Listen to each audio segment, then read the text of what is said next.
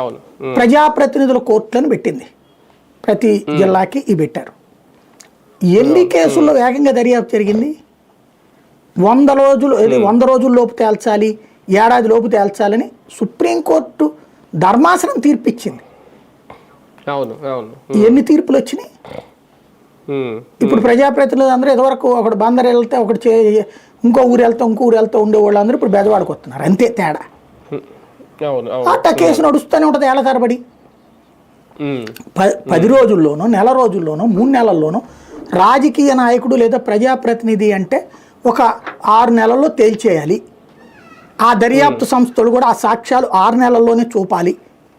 ఇది ఎందుకు తేల్చట్లేదు? 6 నెలల్లోపు కనుక దర్యాప్తు సంస్థ సాక్ష్యాలు చూపించి కేసు తేల్చకపోతే కేసు కొట్టేస్తాం అని చెప్పు న్యాయస్థానం.